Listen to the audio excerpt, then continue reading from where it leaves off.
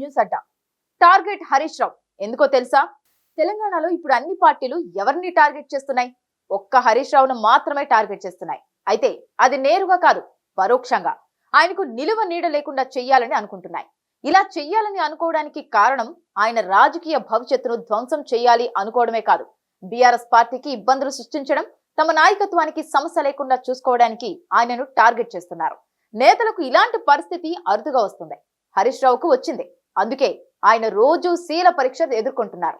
BRS లో హరీష్ రావు ప్రాధాన్యాన్ని తగ్గించేందుకు, ఆయనపై అపనమ్మకాన్ని పెంచేందుకు కవిత సస్పెండ్ కావడానికి ముందు నుంచి ఆరోపణలు చేస్తున్నారు.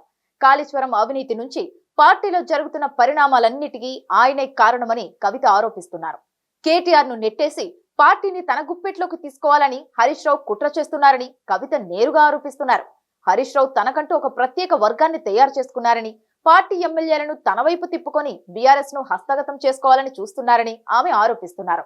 పార్టీని నడిపించే నాయకత్వ లక్షణాలు కేవలం కేటీఆర్ కే ఉన్నాయని, కానీ హరీష్ రావు తెర వెనుక చక్రం తిప్పుతూ పార్టీని చీల్చేందుకు ప్రయత్నిస్తున్నారని ఆమె చేస్తున్న విమర్శలు పార్టీ క్యాడర్ లో తీవ్ర గందరగోళాన్ని సృష్టిస్తున్నాయి.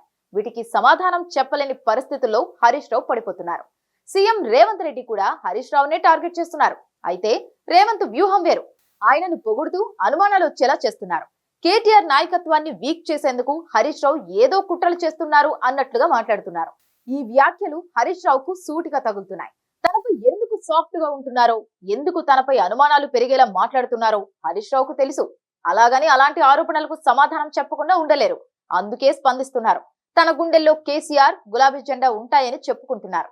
బీఆర్ఎస్ పట్ల తన నిజాయితీని, కేసీఆర్ పట్ల తన విధేయతను చూపించుకోవాల్సి వచ్చేలా చేయడమే రేవంత్ తన వ్యూహంలో సక్సెస్ అవుతున్నారని అనుకోవచ్చు.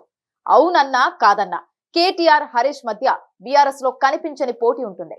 మొదట హరీష్ రావుదే పార్టీ మొత్తంపై పెత్తనం ఉండేది. తర్వాత వారసుడిగా కేటీఆర్ రేసులోకి వచ్చారు. అయితే హరీష్ రావుతో పోలిస్తే కేటీఆర్ తేలిపోతారని బీఆర్ఎస్ క్యాడర్ చెప్పుకుంటూ ఉంటుంది. ఆయన ట్రబుల్ షూటర్. కేటీఆర్ ఇంకా తన నాయకత్వ సామర్థ్యాన్ని నిరూపించుకోలేదు. అందుకే రేపు ఏదైనా సంక్షోభం వస్తే హరీష్ రావు సమస్యగా మారుతారని కేటీఆర్ అనుకుంటారు. దీన్ని మరింత పెంచి పెద్దది చేసేందుకు అందరూ హరీష్ ను టార్గెట్ చేస్తున్నారు.